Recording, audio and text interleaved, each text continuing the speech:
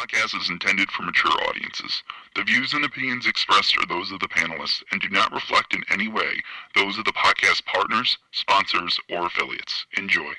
Hi, this is Michael Buffer, and you're listening to the Voice of the People. Let's get ready for Boxing Voice. You know the saying, stay hungry, stay humble. I'm hungry, I'm humble in defeat, and I'm going to remain humble in victory. This is it, right? Sky's the limit, baby. BoxingVoice.com. We don't fight for rings and stuff like that. I don't fear anyone. En este deporte no se viene a jugar y no le tengo miedo a nadie. We don't come to play in this sport. I fear no one in this sport. Does that mean that you will fight Triple G later this year? Como lo dije en la pelea pasada, ahorita mismo me vuelvo a poner los guantes. As I said in the last fight, right now I'll put on the gloves again. ¡Viva México! Canelo wants to unify all the titles. When did you realize, Andy, that you could take his power? Because of the Mexican warrior that I am, I got that Mexican blood in me, so talking about the Mexican style, I just proved it. BoxingVoice.com. Ain't no other sight in the game to see the Boxing Voice. Welcome back, ladies and gentlemen. Welcome back to another edition of the Boxing Voice Radio. I'm your host, Nestor Gibbs, and joined alongside my co-host, Michael Gross, the Boston, Indiana, Mario Munguia in Corpus Christi, Texas, and we're here to speak on a live interview we're going to conduct with David Benavidez and Jose Benavidez Sr., father, trainer, and son combination.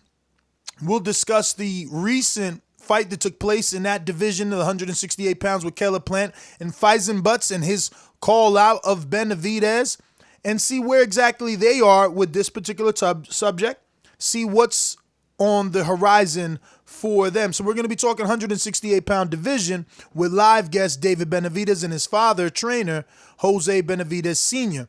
Let me head on out to my co-host. Before I do, the number to call in, 1-425-569-5241. Press 1 one time. Voice your opinion right here on the Voice of the People hotline. I speak it, believe it, receive it. Speak it, believe it, receive it. Speak it, believe it, receive it. I can't say it enough. I speak it, believe it. Windows 2 attempts, handed bands over. Sicko hit, shot and miss, 2 to stand over. Turn up. Breadwinner, huh? Look who in the building. Let me check my Instagram. I might be at 1 million. And I'm in. BoxingVoice.com. Yo, what up, and big ups to everybody out there in the TBV universe. We back again with another one. David Benavidez, man, one of my favorite guys at 168, and big ups to him. He gave me one of my first interviews a couple years back, so I'm excited to talk to him. I think he's the best at 168. I know I probably have some detractors when I say that, but he definitely looks good, man. He put the pause on Anthony Durrell, and looking forward to see him fighting soon. I don't know who's going to be, because it was Yurdam. Then he pulled out with injury. Then it was Caleb Truax. Then he pulled out with injury, so we don't know who's going to be fighting, but hopefully he can give us an insight to that. Mario McGee, what's going on, man? It's me, Mario. Yeah, man, I definitely wouldn't disagree with you that he's the best. I don't know if I necessarily have him on my list, but I definitely could see him as the best. But that whole family is just super talented and super ingrained in the boxing and the boxing culture. His brother was a blue chip prospect. The father was a standout amateur, if I'm not mistaken. Maybe he's just a fighter, and now he's a really good trainer. So definitely interested to talk to him. Definitely interested to see what's going on, what's on the horizon. It's always fun when he fights. Plus, man, this guy, he's got it. He knows it. He shows up looking like Rick Ross in 2042, and like it just gets it, dude. He gets it. Like, he knows what kind of swagger he's got to have. He knows what he wants to portray. He knows what his brand is. And fascinating. Who knows, this father or the son? No, the son. The interviews he's given, the appearances on Showtime, just dressed. You know what I mean? Just, he's got the style, the swag. He's just, he's a character, man. I mean, I definitely appreciate the way that he dressed. He reminds me of, I don't know, like a Cuban gangster or something.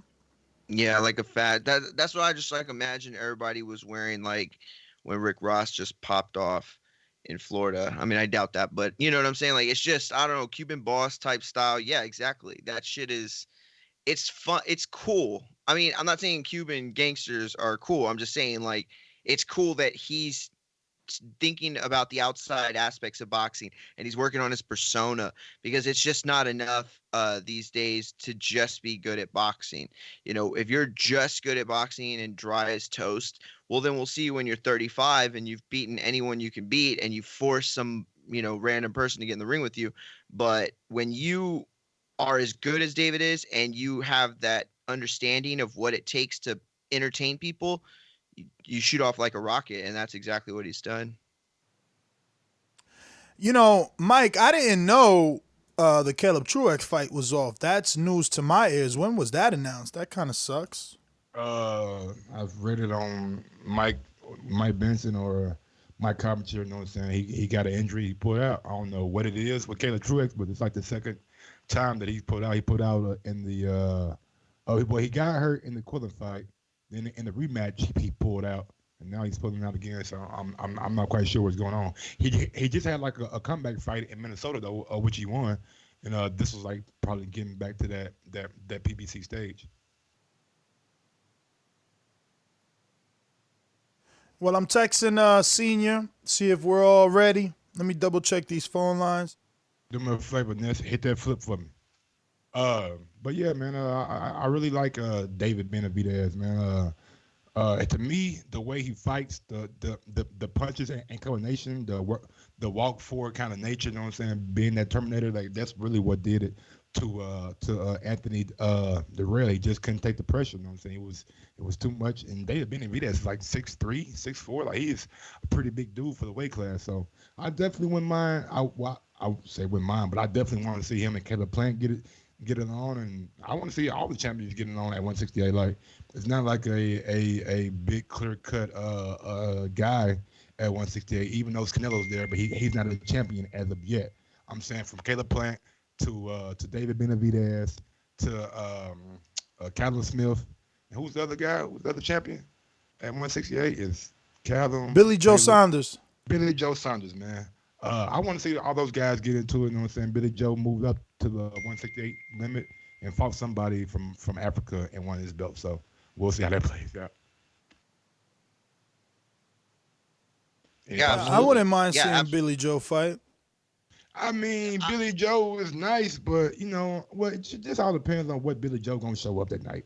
I think that's what it is. Like I've seen Billy Joe go to Canada against David Lemieux and look flawless. You know what I'm saying? Even though David Lemieux was tailor-made for Billy Joe's style, but I seen him on the Devin Haney, not Devin Haney, but Logan Paul and KSI card, and not look. Even though he got the knockout, he wasn't look like overly impressive until that knockout came. So it all depends on what Billy Joe gonna show up.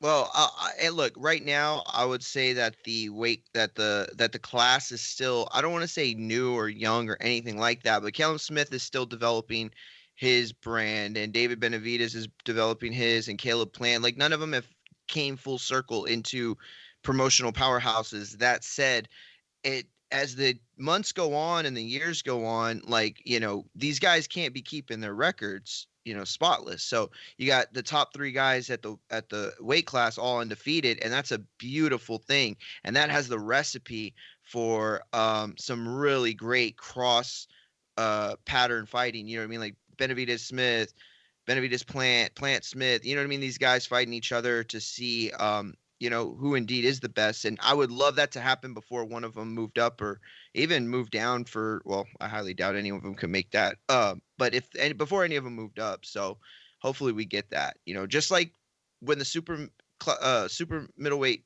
tournament started with Showtime, you know, we were going to get answers, and it would be amazing if we could just get these guys in one of those. But, you know, regardless, these fights are going to start to happen at some point. And, who knows? Plant Benavidez. That sounds good right now to me. Definitely sounds good. And Plant said that he wants it.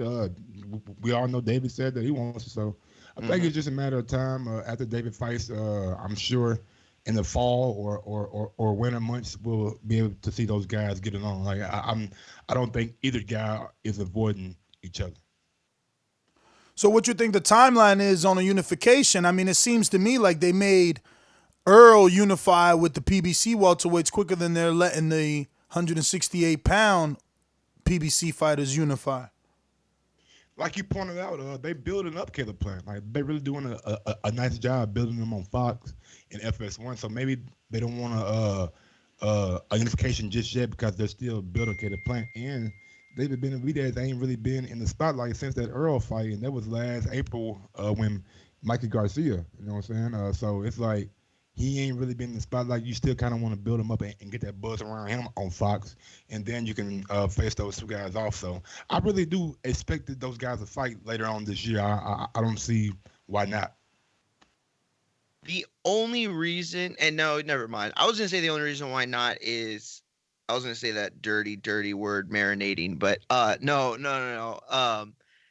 No, listen, this fight could happen. It's ready. I don't know. I wouldn't say that it's the perfect time. I do think that both of them could easily put up another performance or even two that would raise their profile and make it a bigger fight. But I don't know. I think it's also one of those things where this is a big fight. No matter how you slice it, it might not be the pay-per-view fight that these guys are trying to get to that level would want it to be, but it is that type of fight that propels you into that next one, and that's ultimately how you get there. Unless you win a lottery, the Pacquiao lottery, Mayweather lottery, but there's nobody like that in his division other than Canelo, and I just don't see them getting it on anytime soon. David Benavidez is way too big right now, in my opinion.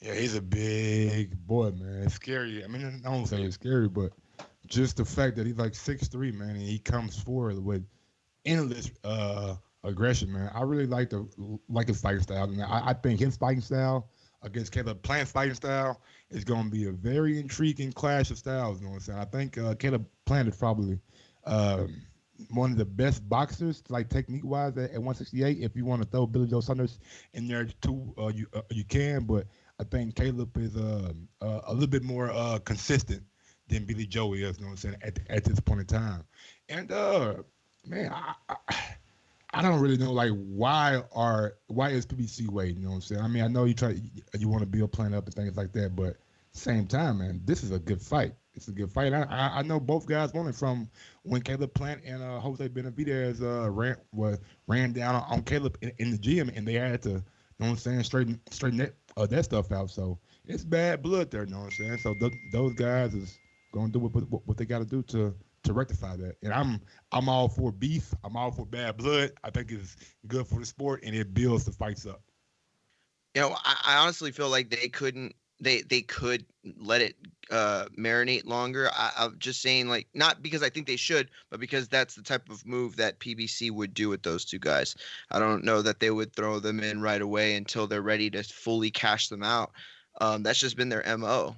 Maybe not as of late. And I hope that doesn't happen. I hope we don't have to wait too long for this fight.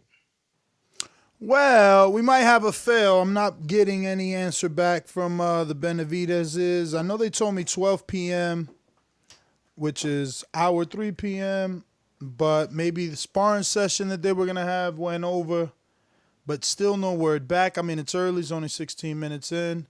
We could kind of wait, or we could chalk it up as a fail. Show business. Give me about 5-10 more minutes, man. See what they say. You never know. Yeah, we can give them that time, and if and then maybe we can, if we stop, we can give them like a 15-minute grace period, and we can all hop on, give it 15 minutes, don't go too far, maybe. I wanted to ask you guys because I had a little argument a while ago.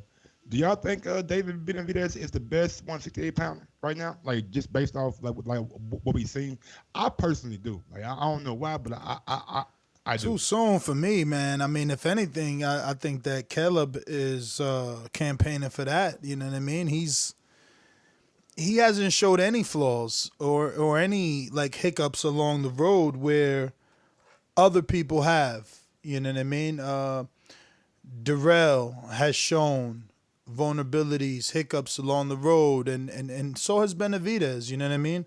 Whether that be in or out the ring, and by in the ring, I mean the Ronald Graville fight. Like, no one expected a rematch. No one expected that. So, Plant hasn't. I'm glad he took the rematch though. He took the rematch and totally outclassed the guy. The second fight and damn, I believe he stopped him. Didn't? I mean, it's all good, man, but you wasn't supposed to have that fight. Like, just like Kelbrook wasn't supposed to have a trilogy with Carson Jones. Like, some things just ain't supposed to happen. You know what I mean? Like, you have them, cool, but we got to give credit to the guy that isn't going down the rematch route or doesn't need to. The public isn't demanding that he does. So that, I think that says something about Plant. Plus, Plant was in a fight where we expected him to believe. I don't know if I picked him to lose, but I know Jose Ustategui was a favorite going into that fight, and Plant turned it around. Has Benavidez ever been the underdog? No. So I think that the one that's shown the true mettle is Plant. Look, I think the answer is he could be, but right now at this moment, gun to my head, Caleb Smith, best 68-pounder in the world. He passes the eye test for me of the three in a way that I could say that he has the better skills, but in no way, shape, or form am I saying that Caleb Smith beats David Benavidez if they match up, or Caleb Smith beats Plant. Those three guys, in my opinion, because the best guy, the number one, doesn't always win the fight. Sometimes they're in fights, and you can look great, look like a decorated amateur, and get blown away. So, no, I think Caleb Smith is the best 168-pounder, but I absolutely believe David Benavidez has what it takes to take that spot. See, right now, Caleb Smith has that spot.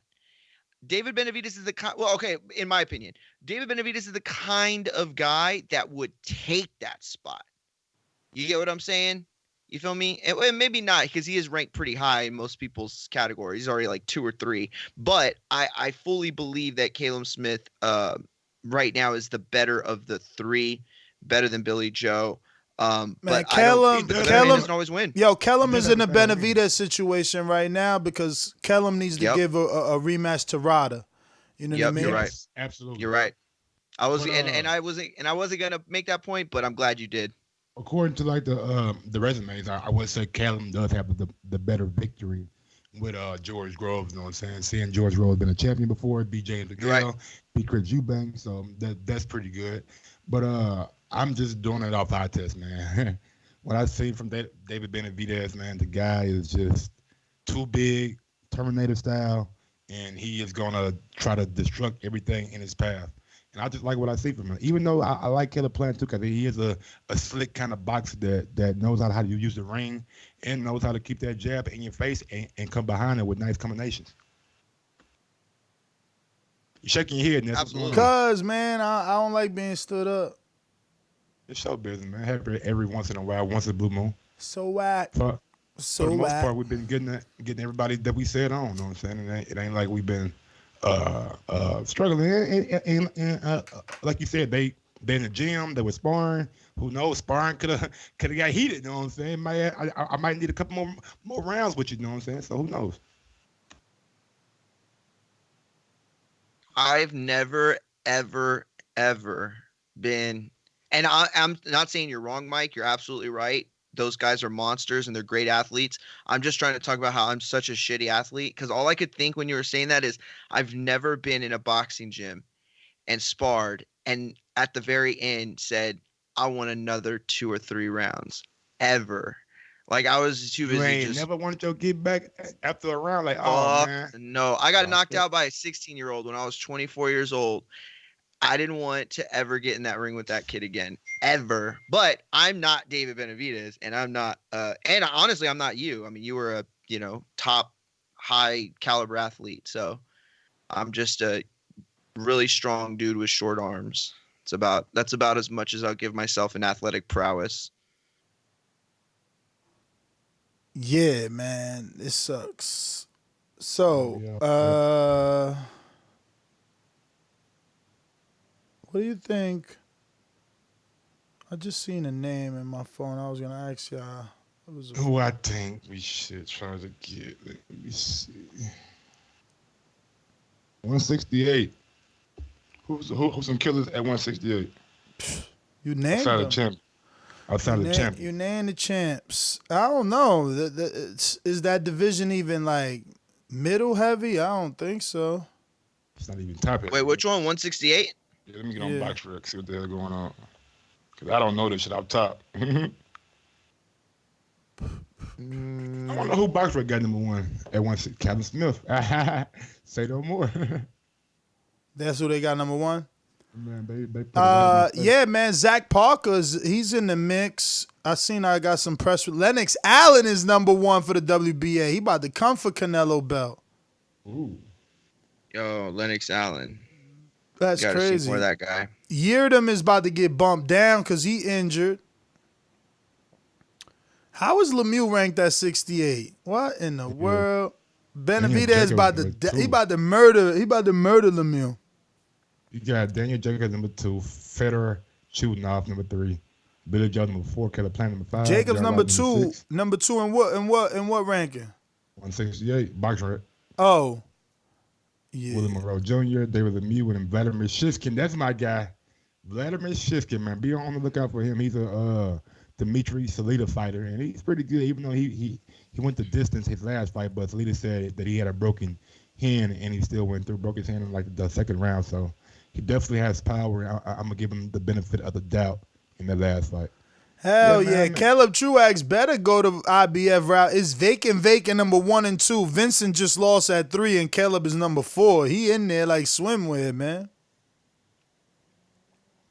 In the WBC, man, David Benavidez has really nothing to look forward to. He needs obviously in the immediate, you could look forward to like David Lemieux and Daniel Jacobs.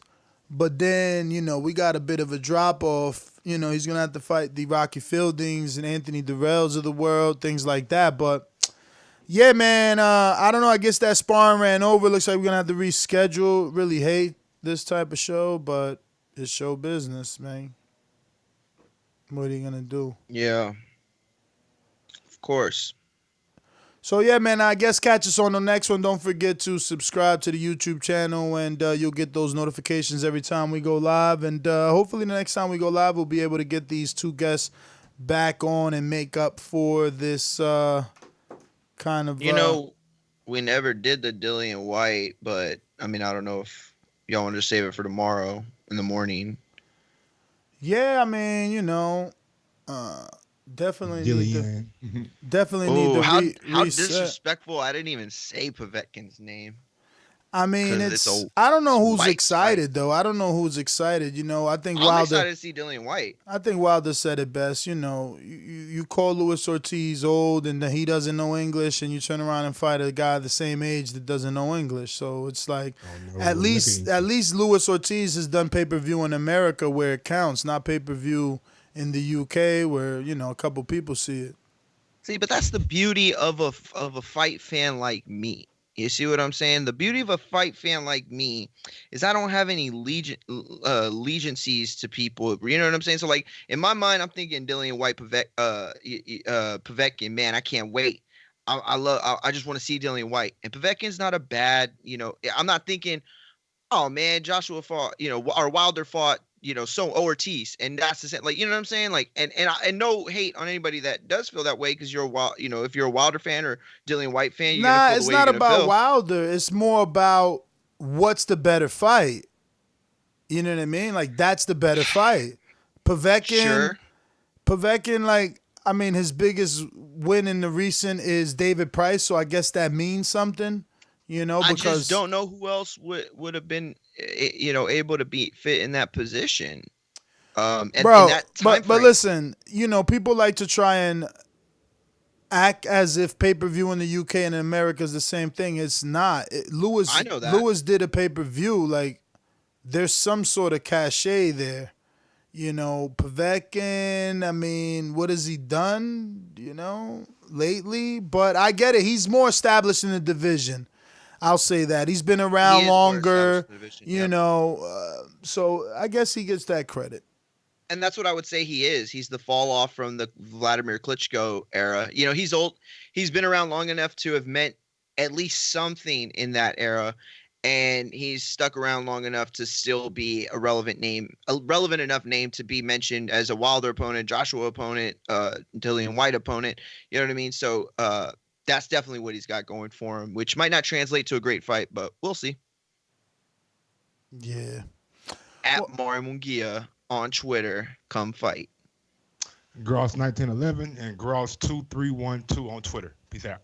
At NestGTO, do say. Peace.